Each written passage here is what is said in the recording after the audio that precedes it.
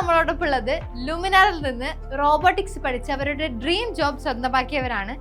അവരുടെ ജേർണിയും എക്സ്പീരിയൻസും നമുക്ക് അവരോട് തന്നെ ചോദിച്ചറിയാം. ഹായ് വിഷ്ണു, അപ്പൊ ജോബ് ആയല്ലേ?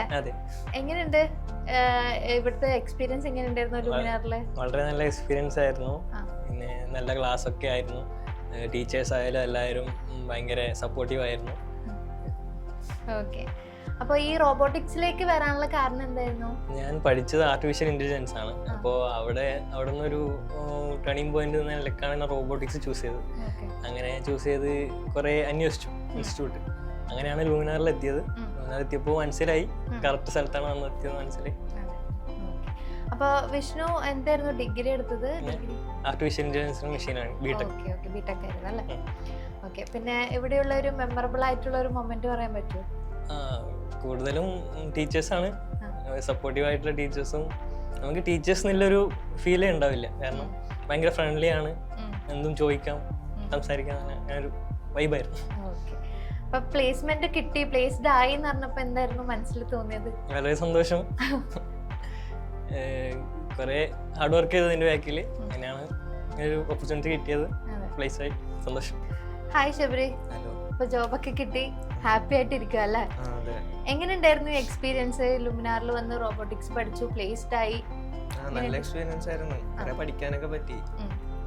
പിന്നെ കുറെ ഹാൻഡ്സ് ഓൺ എക്സ്പീരിയൻസ് ഒക്കെ ആയിരുന്നു. അപ്പൊ നല്ല ബെനിഫിറ്റ് ആയിരുന്നു. ഡിഗ്രി എന്തായിരുന്നു ചെയ്തത്? ഞാൻ electronics and communication. Okay, BTech ആയിരുന്നു. സപ്ലൈ എന്തെങ്കിലും ഉണ്ടായിരുന്നോ? എന്നിട്ടും പ്ലേസ്ഡ് ആയി.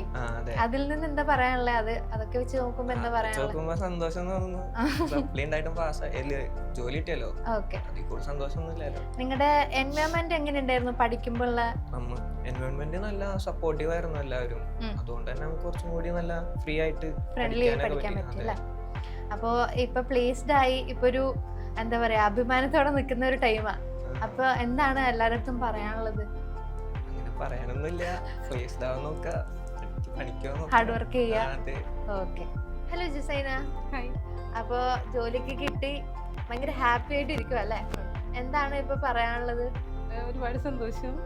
നമ്മള് ലൈഫിൽ ഏറ്റവും കൂടുതൽ എക്സ്പെക്ട് ചെയ്യുന്ന ഒരു കാര്യമാണ് ഒരു ജോബ് കിട്ടാന്നുള്ളത്. ഒരുപാട് സന്തോഷം, ഭയങ്കര ഹാപ്പിയാണ്. എങ്ങനെയാണ് ഈ റോബോട്ടിക്സിലേക്ക് എത്തിയത്? ബാക്ക്ഗ്രൗണ്ട് എന്തായിരുന്നു? ഞാൻ ഇലക്ട്രോണിക്സ് ആൻഡ് കമ്മ്യൂണിക്കേഷൻ ആണ് പഠിച്ചത്. ബിടെക് ആയിരുന്നു. ബിടെക്. പക്ഷെ വർക്ക് ചെയ്തുകൊണ്ടിരുന്നത് സോഫ്റ്റ്വെയറിലായിരുന്നു. അപ്പൊ എനിക്ക് എന്റെ കോർ ബ്രാഞ്ചിലേക്ക് വരണം എന്ന് തോന്നി. അങ്ങനെ അപ്പൊ എങ്ങനെയാണ് ലൂമിനാറിലേക്ക് എത്തിയത്? ഞാൻ വർക്ക് ചെയ്തോണ്ടിരുന്നപ്പോ എന്റെ കൊളീഗ് ഇവിടെ പഠിച്ചത്. അപ്പൊ ആളിന്റെ അടുത്ത് പറഞ്ഞു, അങ്ങനെ ഞാൻ എന്തായാലും ഇലക്ട്രോണിക്സ് ഫീൽഡിലേക്ക് ചേഞ്ച് ആവണമെന്ന് ഉദ്ദേശിച്ചപ്പോ എന്തായാലും ചൂസ് ചെയ്യുന്നുണ്ടെങ്കിൽ ലൂമിനാർ ബെറ്റർ ഓപ്ഷൻ ആണെന്ന് പറഞ്ഞിട്ട് അങ്ങനെയാണ്. അപ്പൊ നമ്മുടെ ലുമിനാറിലേക്ക് വന്നപ്പോ എന്തായിരുന്നു ഫസ്റ്റ്? എന്തൊക്കെയും പ്രതീക്ഷകൾ ഉണ്ടാവല്ലോ ഇവിടുന്ന് പഠിച്ചിറങ്ങുമ്പോ? നമുക്ക് ഇപ്പൊ ജോബ് കിട്ടി എന്നാൽ പോലും നമുക്ക് ഓരോ ഇങ്ങനെ സ്റ്റെപ്പ് എടുത്ത് വെക്കുമ്പോ ഒരു പ്രതീക്ഷ ഉണ്ടാവല്ലോ, എന്തായിരുന്നു അങ്ങനെ ഒരു? അത് കഴിഞ്ഞ് നമ്മുടെ ഒരു പ്രൊഫഷനില് ജോബ് കിട്ടണം എന്നുള്ളൊരു, ഇവിടെ ചൂസ് ചെയ്തിട്ടുണ്ടെങ്കിൽ കിട്ടും എന്നുള്ളൊരു പ്രതീക്ഷയിലാണ് ജോയിൻ ചെയ്തത്. കിട്ടി, ഹാപ്പിയാണ്. Hello Parvathi, hi. അപ്പൊ ജോബൊക്കെ കിട്ടി അല്ലെ? ഭയങ്കര ഹാപ്പി ആയി ഇരിക്കുന്ന ടൈമാണ് അല്ലേ? അതെ. ഓക്കെ, അപ്പൊ ഈ ജോബൊക്കെ കിട്ടി, എന്താണ് പറയാനുള്ളത്? ലൈക്ക് ഇപ്പൊ പ്ലേസ്ഡ് ആയി, ഒരു ഡ്രീം ജോബ് അച്ചീവ് ചെയ്തു, എന്താണ് ഇപ്പൊ പറയാനുള്ളത്? അപ്പൊ ഭയങ്കര ഹാപ്പി ആയിട്ടുണ്ട്. അതായത് ബിടെക് കഴിഞ്ഞപ്പം ജോബ് അങ്ങനെ എവിടെയും പ്ലേസ്മെന്റ് ഒന്നും കിട്ടിയില്ല. അപ്പൊ അതുകൊണ്ടാ പിന്നെ ഇങ്ങനെ ഒരു കോഴ്സ് എടുത്ത് വന്നേ.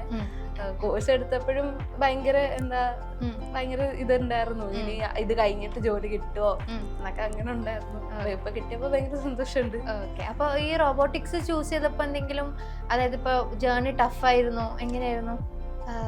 ബിടെക് കഴിഞ്ഞിട്ട് ഞാൻ ഇങ്ങോട്ട് വന്നാണ്. എനിക്ക് ഹാർഡ്വെയർ ഇഷ്ടമുള്ളതുകൊണ്ടാണ് ഞാൻ ഇത് എടുത്തത്. അപ്പൊ ഇവിടെ വന്നപ്പോ റോബോട്ടിക്സ് കോളേജിൽ ഞാൻ ഇലക്ട്രിക്കൽ ആയിരുന്നോണ്ട് ഞാൻ ഒന്നും പഠിച്ചിട്ടില്ലായിരുന്നല്ലോ, റോബോട്ടിക്സിന്റെ ഒരു ബാക്ക്ഗ്രൗണ്ട് ഇല്ല. അപ്പൊ ഇവിടെ വന്നപ്പം ഇവിടെ ഉള്ളവരെല്ലാം ഹെൽപ്പ് ചെയ്ത് പ്രോജക്റ്റ് ഒക്കെ കുറെ ചെയ്ത്, അങ്ങനെ കോഡിങ് ആയാലും അധികം ഒന്നും അറിയില്ലായിരുന്നു. അപ്പൊ ഇവിടെ വന്നിട്ടാ ഒന്ന് വൃത്തിയായിട്ടൊന്ന് പഠിച്ചതൊക്കെ. ഓക്കെ, അപ്പൊ ലുമിനാറിൽ വന്നിട്ട് എങ്ങനെ ഉണ്ടായിരുന്നു എൻവയോൺമെന്റ്? ഒന്നിച്ചുള്ള ക്ലാസ്മേറ്റ്സ് ഒക്കെ എങ്ങനെ ഉണ്ടായി? ക്ലാസ്മേറ്റ്സും നല്ല അടിപൊളിയായിരുന്നു. അതേപോലെ പഠിപ്പിക്കാൻ വരുന്നവരാണെങ്കിലും ആ ഒരു ടീച്ചർ സ്റ്റുഡന്റ് റിലേഷൻ അല്ലാണ്ട് നമുക്ക് എല്ലാം മനസ്സിലാവാത്തത് എല്ലാം ഇൻ പേഴ്സൺ വന്ന് പറഞ്ഞു തന്ന് അങ്ങനെ പോയോണ്ടായിരുന്നു. നന്നായിട്ട് പോയി. ഓക്കെ, ഇനിയിപ്പോ റോബോട്ടിക്സ് ചൂസ് ചെയ്യാൻ വരുന്ന സ്റ്റുഡൻസിന്റെ അടുത്ത് എന്തെങ്കിലും പറയാനുണ്ടോ? പറയാനുള്ളത് വെച്ച് കഴിഞ്ഞാൽ ഒന്നും പേടിക്കണ്ട. അതായത് ഇപ്പൊ ഹാർഡ്വെയർ നേരത്തെ ചെയ്ത് ഒരു എക്സ്പീരിയൻസ് ഇല്ല അങ്ങനൊന്നും വിചാരിക്കണ്ട. ഇവിടെ വന്ന് പ്രോജക്റ്റ് ഒക്കെ ചെയ്ത് കഴിയുമ്പോൾ അവർക്ക് തന്നെ ആ ഒരു കോൺഫിഡൻസ് കിട്ടിക്കോളും. ഹാർഡ് വർക്ക് ചെയ്യാൻ ആഗ്രഹിക്കുന്നവര് റോബോട്ടിക്സ് ചൂസ് ചെയ്യുന്നത് കൊണ്ട് കുഴപ്പമൊന്നുമില്ല. ഓക്കെ. Hi Rommel. ഹലോ. അപ്പോ ജോബൊക്കെ കിട്ടി ഭയങ്കര ഹാപ്പി ആയിരിക്കുന്ന ടൈമാണല്ലേ? അപ്പോൾ ഈ അച്ചീവ്മെന്റിനെ കുറിച്ചിട്ട് എന്താണ് പറയാനുള്ളത്?